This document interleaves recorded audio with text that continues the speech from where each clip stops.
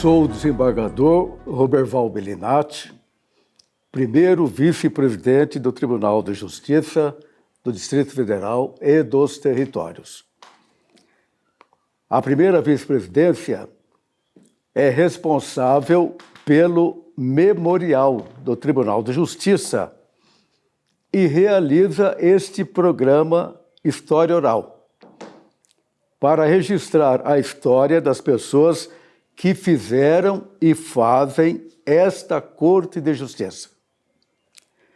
Hoje, dia 13 de fevereiro de 2025, quinta-feira chuvosa, na capital da República, temos a honra e a alegria de visitar em sua residência o eminente presidente da República e acadêmico José Sarney, um dos políticos mais importantes da história do Brasil e que só nos dá orgulho e satisfação de tê-lo como político. O presidente Sarney é membro da Academia Brasileira de Letras e correspondente da Academia das Ciências de Lisboa. Nasceu em 1930, na cidade de Pinheiro, no Maranhão. E no dia 24 de abril deste ano, 2025, vai completar 95 anos com a graça de Deus. O presidente Sarney tem um currículo extraordinário. É advogado, jornalista, político e escritor brasileiro. E continua na ativa, trabalhando. Tem participado pessoalmente de muitos eventos da República e produzido ainda livros, muitos artigos para a imprensa. Há pouco tempo eu acompanhei uma palestra do presidente Sarney no Senado Federal, quando ele falou das constituintes, das constituições brasileiras. Falou sem ler, falou de improviso, mais de meia hora. Encantou a todos. Sua memória é fabulosa. Sua residência é ponto de acolhimento de políticos, é um ponto de encontro de personalidades, de celebridades do Brasil e do mundo. Quando vêm a Brasília, ou estão aqui na capital, fazem questão de visitar o presidente Sarney em sua residência, para receber sua orientação e suas bênçãos. Conforme o seu currículo, sua vida sempre foi muito intensa, desde jovem, nunca parou. Na juventude, fez parte de um movimento de poetas do Maranhão, que lançou o pós-modernismo no Maranhão. Então, esse talento vem desde sempre, desde a juventude. Formou-se em Direito na Universidade Federal do Maranhão em 1953, mesmo ano em que ingressou na Academia Maranhense de Letras. O presidente Sarney foi tudo na vida até agora. Eu vejo aqui no seu currículo que ele foi líder estudantil, presidente de centro acadêmico, deputado federal, governador do Maranhão, senador da República 2 vezes pelo Maranhão, 3 pelo Amapá, vice-presidente da República na chapa de Tancredo, depois presidente da República, cumprindo integralmente o mandato após o falecimento de Tancredo. Foi presidente do Senado Federal em 3 mandatos, sem falar da academia, um grande escritor. Durante seu governo como presidente da República, foram restabelecidas as eleições diretas para presidente, prefeito e governador. O Congresso aprovou o direito de voto dos analfabetos. Foi promulgada a Constituição Brasileira de 1988 e tanto realizou pelo Brasil e pelo mundo.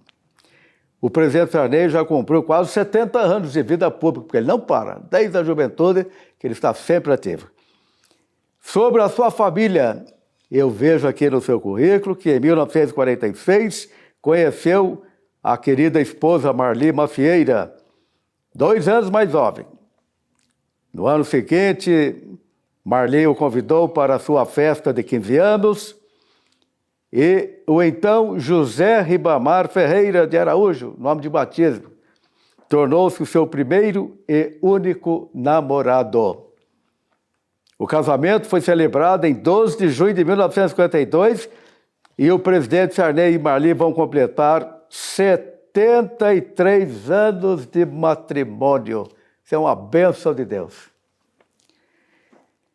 Em 1953, nasceu sua filha Rosiana, que foi governadora do Maranhão, senadora, deputada. 2 anos depois, nasceu Fernando.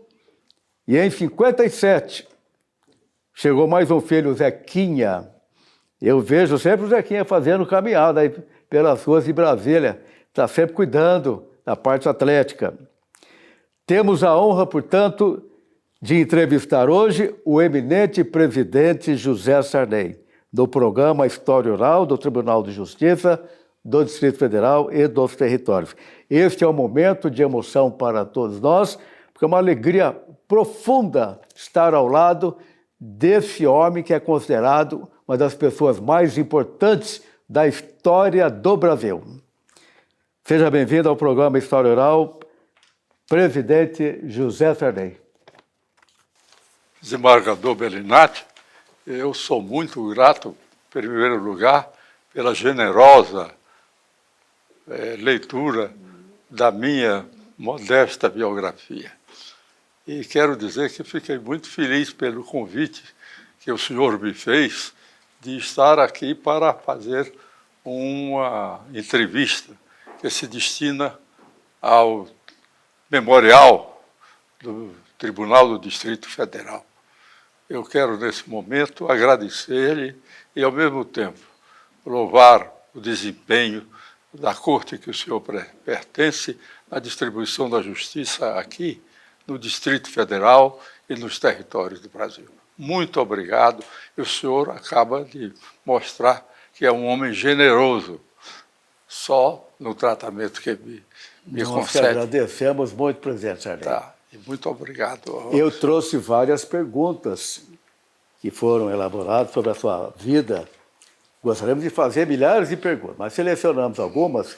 Estou inteiramente à sua disposição. Tá bem. Então, a primeira pergunta que nós anotamos, por que muitos políticos não queriam que Juscelino Kubitschek transferisse a capital do Brasil, do Rio de Janeiro, para Brasília? O senhor que viveu esse momento. Olha, eu estava no Rio de Janeiro quando o presidente Juscelino propôs a mudança da capital. Eu era deputado federal.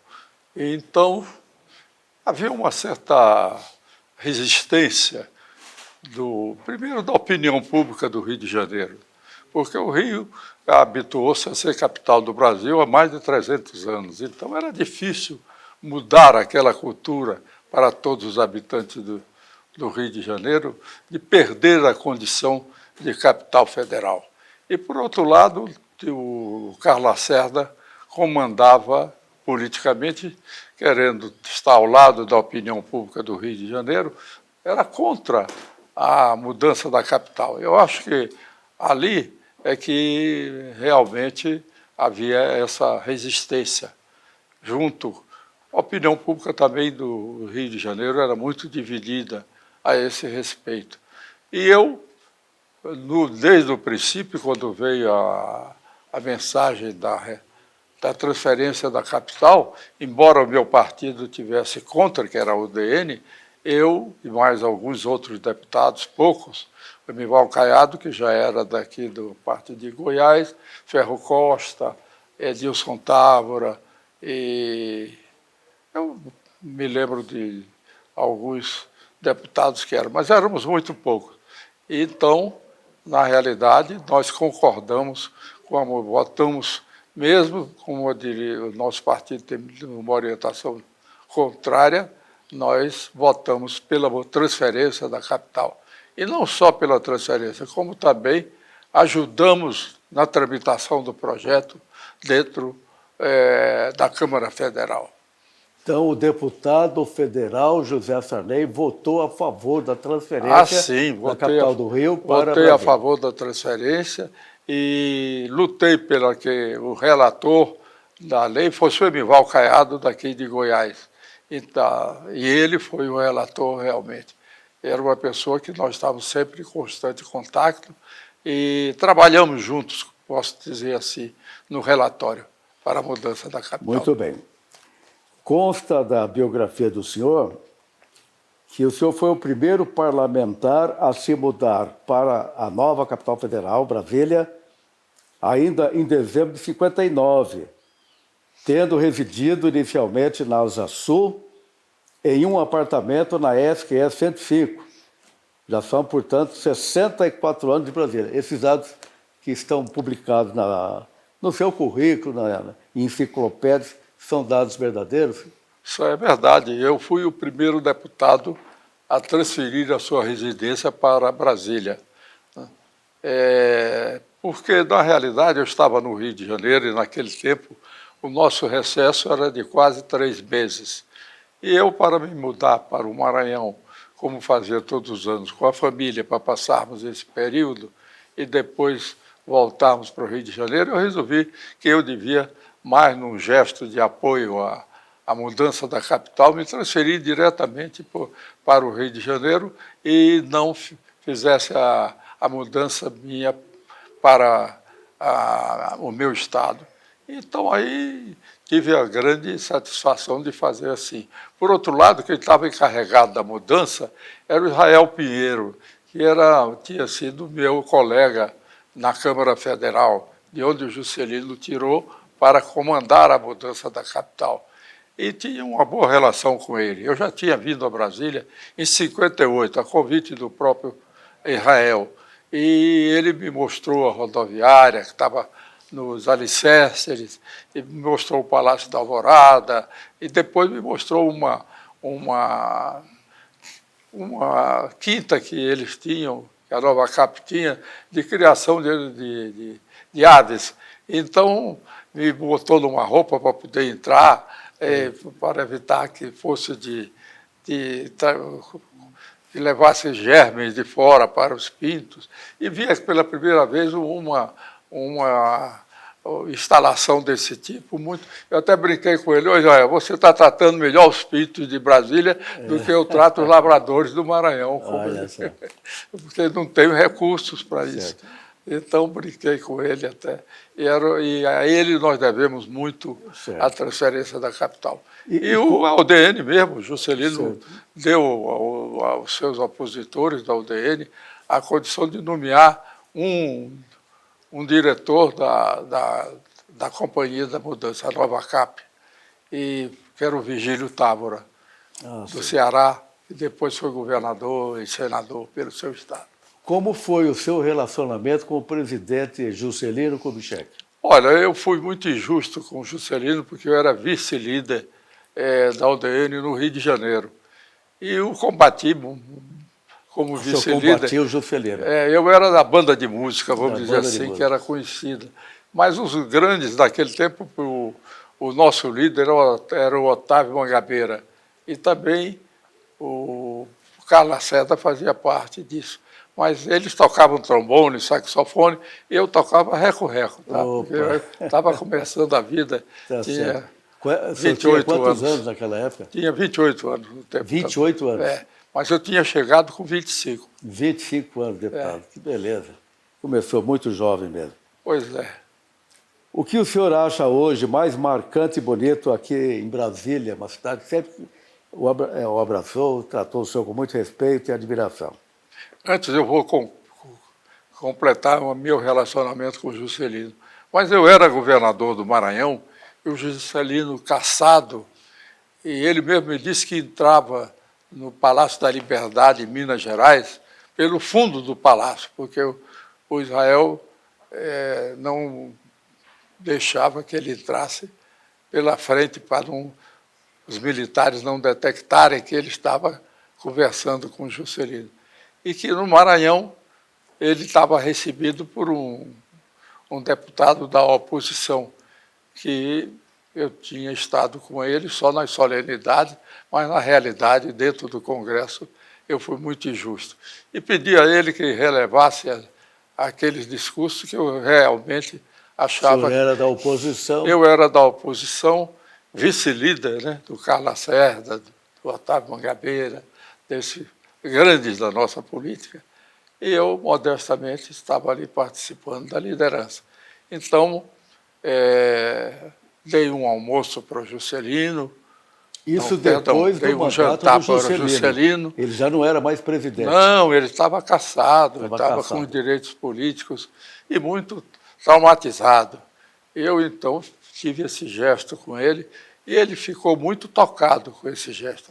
E, a partir daí, ele me fez uma carta que até está publicada na minha biografia, muito, muito, vamos dizer, não só afetuosa, como cheia de elogios à minha pessoa. E, a partir daí, nós ficamos muito amigos. Ele estreitou a amizade, tanto que uma manhã ele ligou para minha casa, umas 7 horas da manhã, e a minha mulher atendeu e pensou que era uma brincadeira do Zé Aparecido. Ele disse, quando ele disse, que é Juscelino Kubitschek. Opa! Aí ela disse, ô Aparecido, são 7 horas da manhã, não venha com brincadeira para cá. Aí ele disse, não, dona Marli, sou eu mesmo. Eu vou passar o Carlos Murilo, que era muito nosso amigo. Juscelino Kubitschek em pessoa. E o Carlos Murilo era sobrinho dele. E o Carlos Murilo falou, ô Marli, aí é mesmo o Juscelino. Aí ele, então eu vou chamar José. Chamou, aí eu atendi. E ele estava me pedindo para colaborar com ele na sua eleição para a Academia Brasileira de Letras. Opa. E aí tivemos sempre uma relação muito estreita, e ele disse que eu era um amigo dele do ostracismo. E tive com ele um excelente relacionamento. E disse nesse discurso que ele tinha sido um grande presidente, como realmente foi, e entre as coisas que ele fez notáveis, fez a transferência para Brasília. Certo. Então eu repito a pergunta aqui. O que o senhor mais admira hoje em Brasília? Olha, eu gosto de Brasília. Já estou com a minha vida, mais da metade da minha vida em Brasília. E aqui cheguei ainda no meio da poeira que todo mundo falava naquele tempo, Canteiro de da obras. construção do canteiro de obras. Fui para a 105, depois para 206, porque o apartamento da 105 era estreito, e eles me deram um apartamento da 206. E já eu me hospedei aí com os filhos pequenos, todos eles se criaram em Brasília, fizeram a universidade daqui, de Brasília.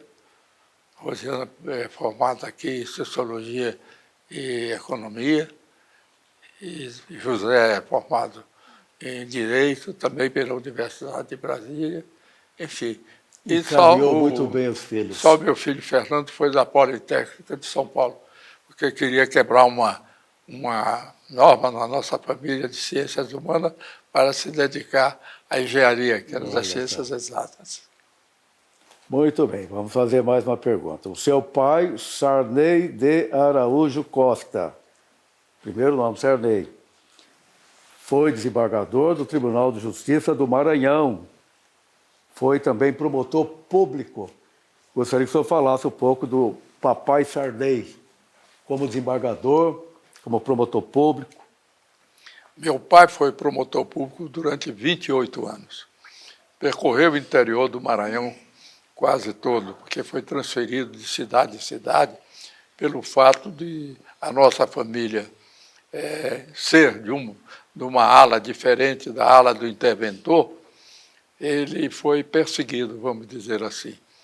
Mas eles queriam que papai pedisse demissão do lugar, mas o papai aceitou todas as transferências e nós fomos, eu menino, criança, o acompanhei, né? Que foi para mim muito importante, porque eu conhecia a realidade do Maranhão, conhecia a realidade do interior, da gente mais pobre, das carências que tínhamos nesses municípios.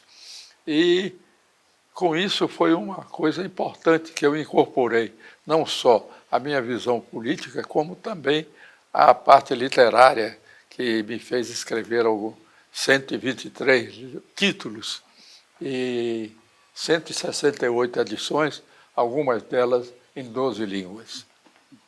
Que beleza. E meu pai depois foi, quando o Getúlio caiu, o interventor também foi demitido, substituído, aí ele foi transferido para São Luís, onde ficou na promotoria dos feitos da Fazenda. E aí, daí ele foi desembargador pelo 5º Constitucional do Ministério Público, que é advogado do Ministério Público. Ele chegou a se aposentar, o seu pai? Ele morreu no cargo. No cargo. Qual era a idade dele quando ele faleceu? 59 anos. 59? Muito O cedo. que aconteceu com ele? Ele teve um tumor cerebral. Ah, um tumor cerebral. Eu o acompanhei até o Rio, onde ele foi transferido para o Instituto de Neurologia daquele tempo. Então, ele faleceu em São Luís do Maranhão? Faleceu em São Luís, com 59 anos, muito cedo. 59. Deixou uma imensa saudade, mas comigo...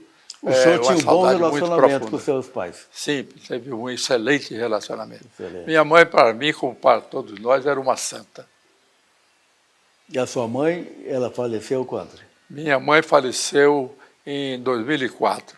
Ela Aqui já em faleceu Brasília? com 90 Ou foi no Maranhão? 93 anos, no Maranhão. No Maranhão. É.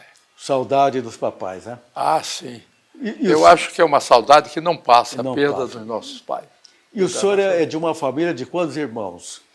De 14 irmãos. 14 Eu sou o mais irmãos. velho. Que beleza. O senhor é o mais velho. Eu sou o mais velho.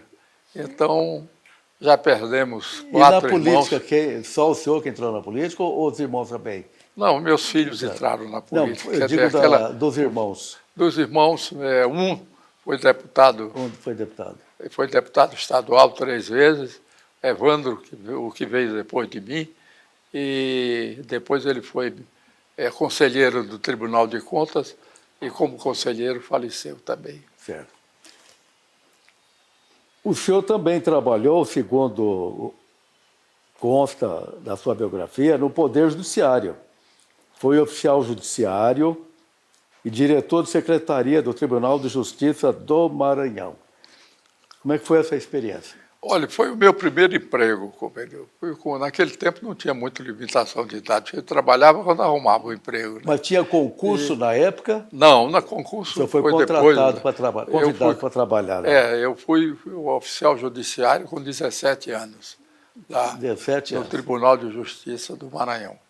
Era o presidente do tribunal, o desembargador Joaquim Santos, que era um homem muito conhecido e também com uma grande projeção na área jurídica do Estado. E eu, com ele tinha sido colega do meu pai, o papai era promotor, ele juiz, em Codó, de maneira que também era uma pessoa que... E aí eu fui do tribunal, da secretaria, muito antes de meu pai ser desembargador. Certo. Eu fui secretário e aí cheguei a ser secretário do Tribunal de Justiça. Foi nesse ano que foi transferido o Tribunal de Justiça do Maranhão, que era na rua Afonso Pena, e num sobrado de 2 andares, para o prédio novo que foi construído na Praça Pedro II. E esse prédio novo, eu participei da mudança um pouco. Eu, lamentavelmente, naquele tempo, não tinha condições de falar ao presidente. Ele determinou que 40 anos atrás o arquivo do tribunal fosse eliminado. Então, isso fez a perda de muitos processos que eram históricos, porque o Maranhão era a cabeça da província do Maranhão e Grão-Pará, e a província do Rio Negro, que depois veio a ser do Amazonas, o estado do Amazonas, ela tinha muitos processos. Eu, inclusive, consegui salvar o processo célebre da baronesa de Grajaú, em que o Celso Magalhães, que era promotor, levou a baronesa a júri, e ela era a esposa do presidente do Partido Conservador, e era o José Maia de Araújo. Infelizmente não teve visão sobre a memória, né? Hein? Esse presidente aí não teve visão sobre a memória. É verdade. Nós temos que cuidar. Não teve visão sobre a memória. Presidente. Mas numa daquelas carroças que iam levando os processos, Certo. eu consegui salvar esse processo, Olha que só. hoje faz parte do Ministério do Memorial do Ministério Público do Maranhão. Certo. Está lá. E o senhor lembra quanto tempo o senhor ficou trabalhando no tribunal? Olha, eu fiquei trabalhando no tribunal e também eu escrevia no jornal O Imparcial, onde eu entrei também. Aí entrei para o concurso. Nasceu com esse talento, com esse dom de escritor, né? Sempre escrevendo, desde a Aí juventude. eu entrei para o concurso, porque eles abriram um concurso de reportagem e que para admitir 2 repórteres. E então eu fiz uma reportagem sobre a Quinta do Barão, e então foi tida como primeiro lugar e eles me contrataram para lá. Antes de ser trabalhador do tribunal, eu era contratado aos 16 anos pelo jornal O Imparcial, onde fiquei 9 anos. 9 anos. Então, eu trabalhava no jornal no Tribunal e no de tribunal. Justiça e no jornal. jornal. No tribunal o senhor ficou quanto tempo? Fiquei 9 anos. 9 anos no tribunal. E no jornal também? No jornal também. 9 anos. Saí do jornal Certo. porque o Chateaubriand foi candidato a senador pelo Maranhão. E eu, como era da oposição, fui contra. Certo. E aí tive que sair do jornal. Eu, Neiva Moreira, Odilo Costa Filho, que éramos dos Diários Associados. Neiva Moreira e Odilo, aqui no Rio de Janeiro, no jornal que eles tinham. E no Maranhão, era eu. Depois que saí, levei alguns anos fora, o Chateaubriand me chamou e fez até um artigo, quando eu fui candidato a governador. Ele passou primeiro um telegrama para o Saboia, que também foi grande amigo meu e era o diretor do Diário Associado no Maranhão. Coloque nossos jornais, serviço, campanha, Sarney. Era muito próprio do Chateaubriand aquilo. Aí e o jornal me levou para a política, né? Porque eu fazia artigos e apoiava. Ficou famoso como jornalista. E também eu, porque sempre fui líder estudantil, então me elegi para o liceu, aí o centro liceísta, quando eu entrei no ginásio, depois fui também presidente da Associação dos Estudantes Secundários, dos outros colégios também, e, por fim, do diretório da faculdade. Né? Agora, como líder e quando tive a oportunidade de vir aqui ao a São Paulo, como representante do Maranhão na UNE, certo, onde eu conheci, então, algumas pessoas que depois vieram a ser minhas amigas, como Célio Borja, certo, que eu nomeei ministro do Supremo Tribunal Federal. Deixa eu fazer uma pergunta. Naquele momento, o senhor era líder estudantil jovem, o senhor, o senhor chegou a pensar em ser presidente do Brasil? Nunca. Ou sonhava em ser Porque presidente? O pessoal no Maranhão não pensa em ser presidente, eles pensam em entrar para a academia de letras.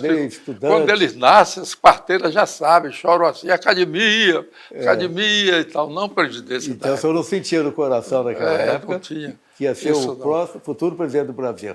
Não pensava. Aí eu entrei na Juventude Brigadeirista, eu era da UDN, e no Rio de Janeiro, quando cheguei bem jovem, fui muito amigo do meu irmão, quase, o Odilo Costa Filho, onde conheci muitos dos intelectuais brasileiros que passaram, Manuel Bandeira, tantas vezes lá, Carlos Drummond de Andrade, Guimarães Rosa, e muitos outros escritores. Então, eu vou ressaltar aqui uma pergunta, presidente.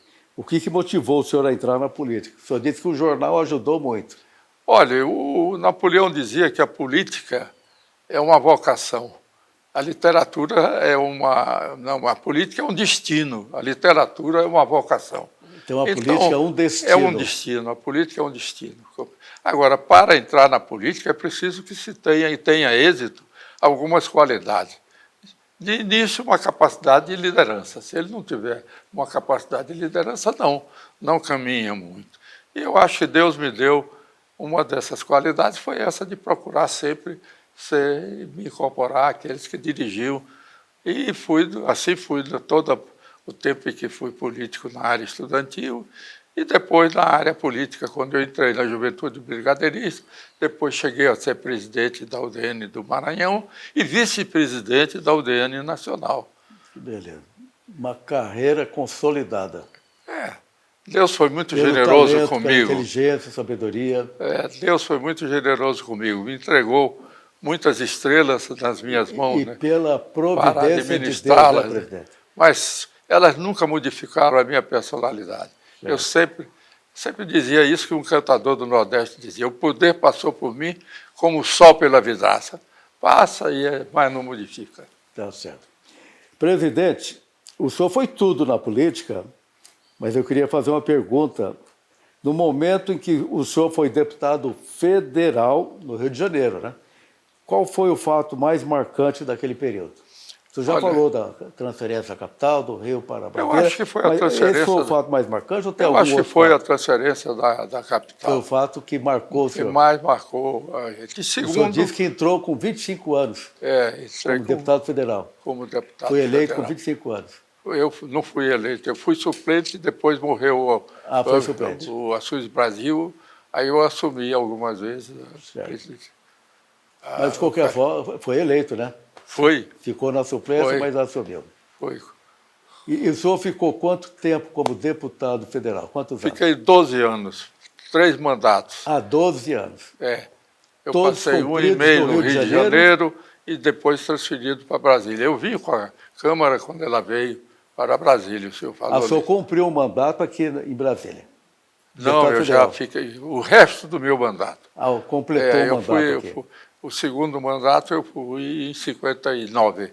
Eu já assumia Certo. o lugar. Agora, do período de senador da República. Eu também devo dizer que era no tempo do Juscelino, eu devo dizer que foi marcante naquela época Marcante. o ato de 11 de novembro, em que muitas pessoas, o nosso partido, inclusive, estava meio simpático da tese da maioria absoluta, que foi levantada para não dar posse ao Juscelino.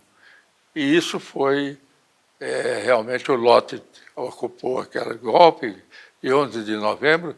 Isso foi uma coisa que também muito marcou a gente lá. Marcou a vida. Mas eu não fui favorável, não. Certo. Do período de senador, eu vejo que o senhor cumpriu 30 anos como senador da República. 30 anos. Está certo esse número? 30 anos. Eu não devo lhe retificar em nada, mas aí foram 40 anos. 40 anos como senador da República? Fui o mais longevo senador da República, então vamos corrigir aqui, 40 anos. E no Império o segundo, Certo. se considerar o Senado do Império. E qual a lembrança mais forte desse período aí como senador? 40 anos como senador. Olha, nós vivemos muitos episódios. A renúncia do Jânio, a posse do Jango, tudo isso era O senhor viveu ali, segundo a segundo, os momentos difíceis do Brasil. Esse foi um momento muito difícil, compreendeu, que nós tivemos e que eu tive que... O senhor definiria aquele momento como golpe ou como revolução? Da posse do Jango? Olha, eu acho que na posse do Jango não chegou a ser uma revolução, porque nós continuamos no mesmo regime e cumprimos o que determinava a Constituição, a presença do Jango.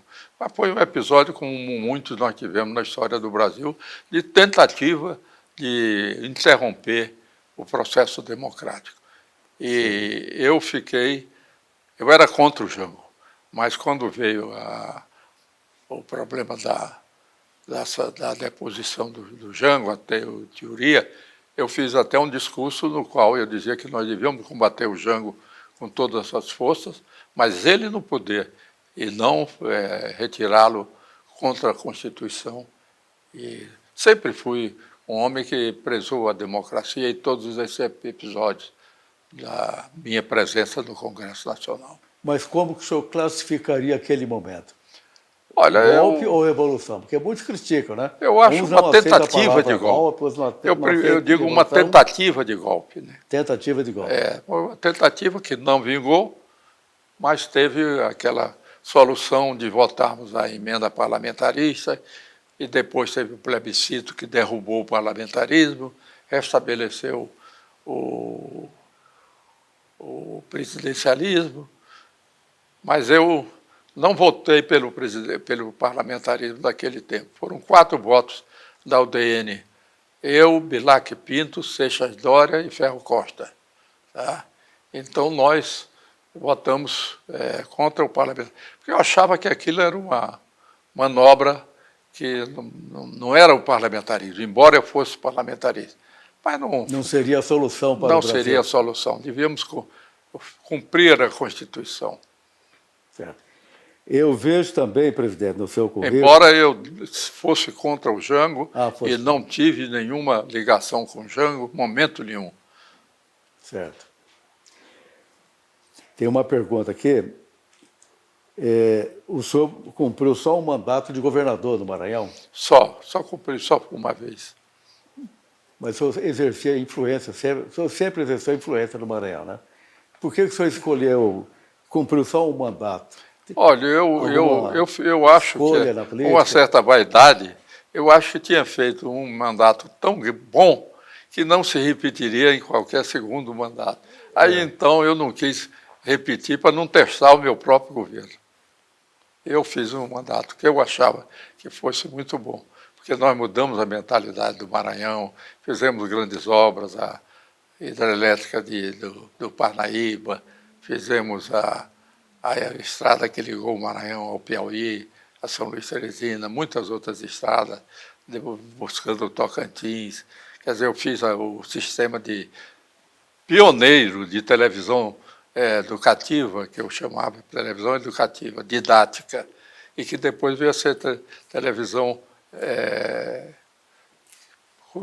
estadual, não nacional, tem a do São Paulo se chama Televisão Cultura, né?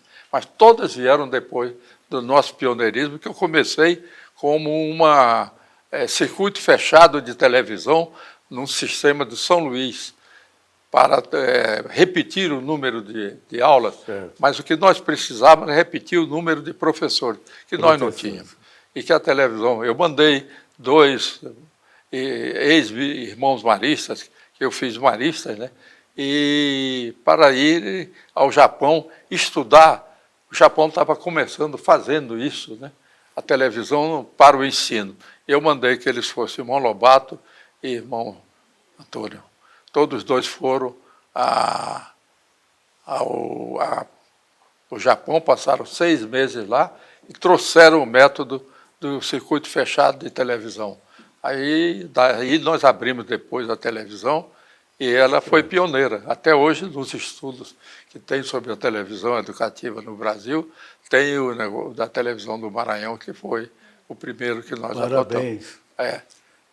E o que o senhor me disse... Levei também uma coisa que se diz que é importante, mas naquele tempo era o primeiro computador que foi para o Nordeste. Primeiro computador. Que foi um Burog 120 de pesquisa. Nessa casa não cabia o que nós botamos. Era um computador gigante daquele de perfuração. E era uma grande coisa. Quer dizer, mas isso possibilitou nós entrarmos na área de digital, né? E o Maranhão entrou naquele tempo, pioneiramente. Estou falando em 1960. Olha só, que beleza. Presidente, tudo isso justifica o que o Brasil fala. Maranhão, terra do Sarney. Você deve ficar muito feliz, né? Alguns até sugerem, vamos mudar o nome do Maranhão para terra de Gonçalves Dias. Maranhão é terra de Humberto Mudar o nome do Maranhão para Sarney. Não, Deus me livre. Terra do Sarney. Eu sou devoto do Maranhão. Eu sempre digo minha terra e minha paixão. Tá certo. Repetindo um pouco aquilo que o Ferreira de Araújo, que era um deputado da província e do Rio de Janeiro, ele disse, minha pátria começa no meu distrito. Então eu digo, a minha pátria também começa no Maranhão. Brasileiro do Maranhão, né? Mas sempre será a terra do Sarney, né? Muito obrigado. Qual foi a maior dificuldade que o senhor enfrentou como presidente da República? Olha, enfrentei algumas que eu considero muito difíceis, porque foi um período em que eu tive muitas dificuldades. Eu atravessei todas elas. Quando eu vejo os presidentes atuais dizerem que estão passando por dificuldade. Digo, vocês não sabem o que é dificuldade. Sair de um regime autoritário para um regime democrático, implantar a democracia. Então, eu acho que nesse meu temperamento, eu não digo qualidade, influiu muito para que nós fizéssemos uma transição democrática no Brasil, porque eu sempre fui conciliador, sempre gostei de encontrar uma solução pacífica, e com isso tivemos muitas outras, algumas dificuldades, mas não tivemos retrocesso. A democracia não morreu em minhas mãos. Mas eu diria que o fracasso do Plano Cruzado na sua segunda etapa também me chocou muito, embora o Plano Cruzado não tenha sido compreendido como um plano que foi importantíssimo para o Brasil. Ele não era só um plano econômico, era também um plano político, porque ele possibilitou a fazermos a Constituinte. Sem o Plano Cruzado, nós não tínhamos feito, porque ganhamos todas as eleições, fizemos 22 dos 23 governadores e o Brasil pôde viver um período muito feliz naquele tempo, né? Eu me lembro que a revista Veja, daquela época, deu uma página dizendo um ano que será lembrado sempre como a maior felicidade do povo, 1986. Nós vivemos todos aqueles momentos. Presidente, então, já que o senhor fala de momentos felizes, quais foram também esses eu momentos vou mais lembrar a felizes? Constituinte. Teve um período que a Constituinte parou, e porque não votava aquele projeto da Comissão de Sistematização, porque o Ulisses não quis que a gente apresentasse o projeto dos notáveis, como foi chamado. Foi idealizado pelo Tancredo e eu fiz de nomear 30 pessoas para constituir e fazerem um projeto de Constituição. Aliás, fizeram um projeto muito bom, cujo primeiro capítulo e o segundo foi adotado pela Constituinte, mas o resto não adotaram e houve uma reação grande e o Ulisses me procurou e disse, nós não vamos fazer a Constituição. Eu disse, se não fizermos, não há transição, porque a Constituição é a base da transição. Os outros países da América Latina, do mundo, não fizeram a Constituição, mas nós vamos fazer. E por isso, aí eu entrei para colaborar com o Ulisses e chamei o pessoal que estava resistindo e nós não aceitamos também o projeto da Constituinte, da Comissão de Sistematização. E fizemos um projeto que acabou com aquela história de juros de 12%, lembra? Acabar com o ensino privado no Brasil, submeter a propriedade a muitas restrições. Eu disse, nós somos conservadores no Brasil. Quer dizer, a Câmara era conservadora também, e o Senado também. De maneira que nós não podíamos enfrentar, disse a Ulisses isso. Vamos então encontrar uma forma. Encontramos. Fazer derrubar aquele projeto e depois nós, Ulisses fez aquilo que era o seguinte, jogava para uma lei ordinária, tratar do assunto, que fez com que hoje nós tenhamos 123 emendas constitucionais e ainda tem na Constituição umas 100 e tantas propostas de emenda constitucional, o que realmente fruto da evolução. O custo da evolução social. Da evolução social. Mas eu acho que isso foi feito. E fiquei muito, porque no meu governo nós colocamos os projetos, os direitos sociais dos trabalhadores, dos cidadãos, em voga. Hoje todos nós temos a cidadania, o que não tínhamos antes do meu governo, completa. Né? E isso foi feito e, para mim, foi uma coisa muito importante, como também a universalização da saúde, o SUS, que hoje diz que é o SUS. Quer dizer, nós temos hoje a saúde para todos os brasileiros. Antes disso, não se tinha onde tomar uma injeção. Quer dizer, todo mundo tinha que pagar. E hoje não, tem direito, vai no hospital, é atendido mal, mas tem que ser atendido. Certo.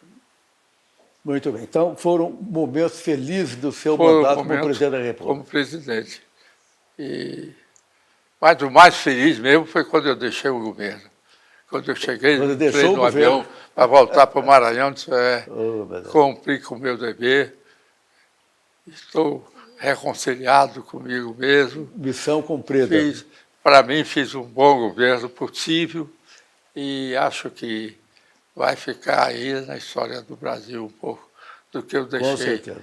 contribuir bem para isso. O senhor teve um E bom depois relacionamento com o deputado Ulisses Guimarães? Tive muito bom com isso. A imprensa coloca Porque a sempre, impressão e que tentou dava é que ele colocar, fazia embora eu oposição. seja jornalista e defenda sempre a imprensa, eu até acho que quando a imprensa erra, ela mesmo se corrige depois. Mas não, mas a imprensa sempre gosta de que tenha matéria, né? E é bom o jornalista colocar que o Ulisses está brigando com o Tancredo, então aí é muito bom, né? O fazedor de pauta coloca logo, o Ulisses está brigando com os Tancredos, né? Então, mas eu tive um bom relacionamento com o Tancredo. Senti muito a sua morte, porque era um homem extraordinário, um grande brasileiro, como o Tancredo Neves.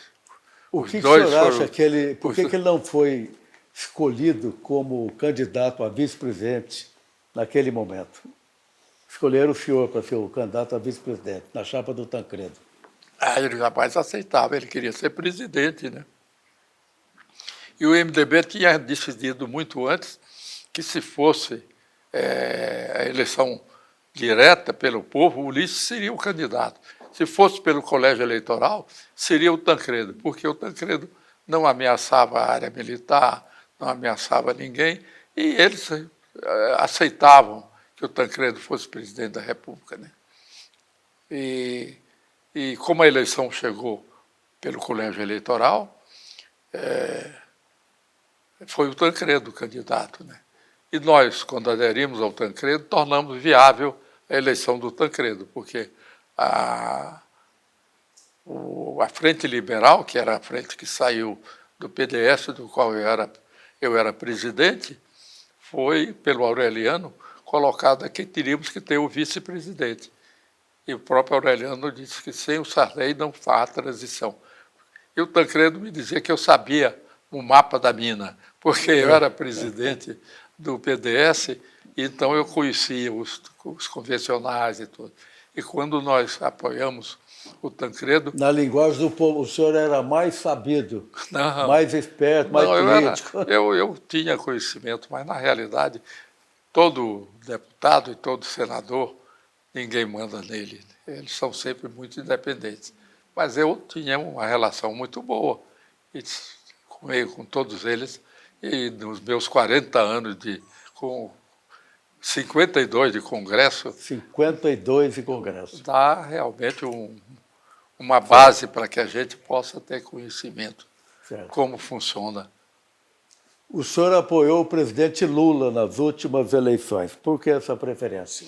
Olha, eu achava, quando eu fui naquela época, e acho até hoje, que o presidente Lula ele era a coroação do trabalho que nós tínhamos feito, porque quando eu terminei o governo, ele foi candidato, né? E então quase ganha a eleição do Collor, né? Não ganhou, o Collor foi eleito, mas quando ele foi, que eu já não era senador, eu então era o nosso Lula foi candidato, eu achava que nós coroávamos esse ciclo da abertura política com um operário candidato a presidente da República. Isso me seduzia muito e dava condições de ele fazer um governo que mostrava que todo mundo no Brasil já tinha sido oportunidade. Tinha os bacharéis, os médicos, os militares, com muitos presidentes da República. E nós concluiríamos esse projeto da abertura política com o Lula candidato a presidente da República. E acho que tive uma grande influência nesse processo, porque apoiei o Lula. Ele obteve uma votação maciça. Pois é, metade da votação de maioria dele foi do Maranhão. 1.800.000 votos. Olha só, muito voto. Foi isso. E depois também... Não houve quase oposição, né? Uma oposição forte ao Lula no Maranhão, né? porque nós nos unimos É uma união. lá no Maranhão e fizemos uma grande votação para o Lula. E ele fez um grande governo. Acho que é o primeiro governo do Lula, o segundo, foi um governo muito bom, com as leis sociais que ele aprovou, os programas Minha Casa, Minha Vida, e todos esses são programas. Ele agora está tentando realmente fazer programas, mas o senhor sabe que é por isso que eu não voltei, para não testar o meu governo no segundo governo, né? Mas eu gosto, ele tem muita atenção comigo. Eu disse a ele, o presidente Lula, velho, gosta muito e só gosta de uma coisa, ser bem tratado e consideração. Certo, é isso aí. Porque estamos sempre no caminho do final, né? Não, mas a missão continua. No início do final. Só Deus sabe. O senhor acredita que o Brasil está no caminho certo hoje? Olha, eu acho que o Brasil... O senhor tem uma experiência tão grande de vida política. Eu não política. posso, com a as oportunidades que Deus me deu, a consideração que eu tenho do povo brasileiro, eu não posso jamais ser pessimista quanto ao Brasil. Então eu estou naquela lei do Stefan Zweig, Brasil, país do futuro. Mas eu acho que não é país do futuro, é país do presente. Porque o Brasil não se lembra bem, a gente não coloca nas nossas discussões, dizendo que nós somos a 8ª economia do mundo, a 6ª, e no século passado fomos o país que mais cresceu no mundo. Agora, temos dificuldade, como todos os países têm, mas esse país é um grande país e ele está caminhando, ultrapassando suas dificuldades, mas é o que tem mundialmente atravessado as maiores dificuldades que podiam ter. Nós não temos dificuldade em relações raciais, não temos dificuldade em relações religiosas, que são as mais difíceis de se superar. Nós não temos. Quer dizer, nós não temos dificuldade de fronteiras que o mundo inteiro tem, os países desenvolvidos têm. Então, isso significa que nós já ultrapassamos essas coisas. Que as institucionais, nós temos superado, temos tido capacidade de superar sem que a gente vá ao extremo de degladiarmos em guerras e tudo isso. A nossa independência, por exemplo, é um exemplo disso. Nós, em vez de fazermos como os espanhóis, a América Espanhola, todas elas em guerra, e a Ayacucho, e a Cacho, eles fizeram em guerras. Nós fizemos aqui o quê? Uma fórmula bem brasileira. Pegamos um rei português, quer dizer, o Dom Pedro I, transformamos em brasileiro e aí fizemos a independência. Sem que se diga que foi só ele, eu acho não. Já existia um grande movimento no Brasil pela independência. Muito bem. O que o senhor espera do sistema político brasileiro? Então, eu sou um otimista, eu digo isso para até concluir. Eu sou um otimista e estou vendo que o Brasil, não, vamos dizer, certo é que cada um acha o que é certo, mas no caminho possível ele tem caminhado bem. Caminhado bem. Mas na área política, o senhor acha que é possível mudar o sistema? Olha, eu acho que nós devemos mudar. A próxima grande mudança que devemos ter, eu até estou escrevendo um livro que devo terminar até o fim do ano, sobre isso, dizendo o Brasil no seu labirinto, quer dizer, na escolha de saídas. E eu acho que nós temos que fazer a próxima reforma que devemos ter, que supera, é a reforma política. Esse critério do voto nominal, uninominal, é um voto que não tem em lugar nenhum do mundo. Só tem na Finlândia um voto parecido, mas que não é igual a esse que nós temos no Brasil. E esse voto tem feito uma certa origem de todos os desencontros que nós temos na área política que nós estamos tendo. Não temos partidos políticos, temos hoje, parece que, 39 partidos, né? Sim, então, isso cria uma fragilização da área política muito grande.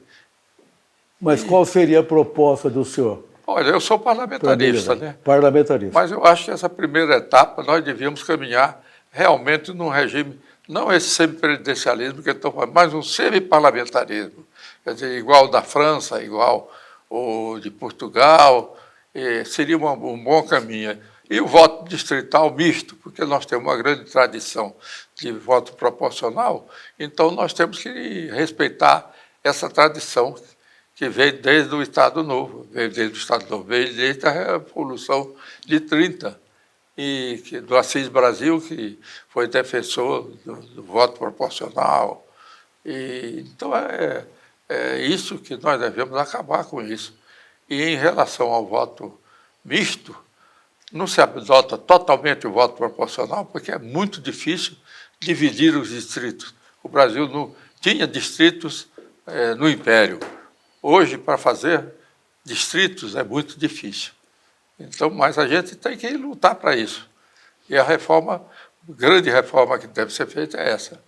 E o senhor acredita que o Congresso está pensando em fazer essa reforma, Olha, adotar o é muito parlamentarismo? difícil, porque o Congresso que é eleito, ele é eleito com essas regras. Para ele retirar as regras que o elegeram, os deputados e os senadores, eles ficam... se bem que os senadores não estão nessa mudança, mas os deputados, que é da Câmara dos Comuns, né, na Inglaterra, e as câmaras de deputados dos outros países. Nos Estados Unidos eles chamam de representantes. Né? Então, o senhor acredita que o parlamentarismo seria melhor para o país? Eu sou parlamentarista. Né? O senhor defende o parlamentarismo? Eu defendo o parlamentarismo. No Império nós tivemos o parlamentarismo que deu tranquilidade durante o período e consolidou o Brasil, esse imenso país que nós temos. Né? Presidente Sarney, que conselho o senhor daria para a juventude que pensa em ingressar na carreira política? Primeiro, eu acho que a política não é a carreira, compreendeu? Se fala muito isso, desde a minha profissional. Eu acho que a política é uma vocação. Vocação. Também. Não seria carreira. Mas eu acho que a política é um destino. É uma oportunidade política. Para quem quer entrar na política, ele tem que ter espírito de liderança. Ele tem que ter ideias muito fortes de dizer que eu vou trabalhar para os outros e não vou trabalhar para mim. Porque os políticos que ficam olhando para o seu umbigo, eles são maus políticos. Quer dizer, porque a gente pensa que vai botar energia elétrica, que são o braço dos políticos, fazer coisas para a sociedade, para melhorar a vida dos outros. Onde ele não vai ser iluminado hora nenhuma, em qualquer lugar. Ele vai tratar de estradas onde ele não vai andar. Então ele tem que pensar nos outros. Se ele não tem essa visão dos outros, não tem uma visão moral, de uma conduta boa sob o ponto de vista moral, ele será um mau político, não vai servir à sociedade. Certo. E não, é melhor que ele não entre na política. Há maus políticos, muitos deles não têm essas qualidades, mas os jovens que querem entrar na política, eu dizia, se eles tiverem essas qualidades, se quiserem praticá-las, eles farão uma grande carreira política. Muito bem. Aí o conselho do presidente. Uma pergunta pessoal.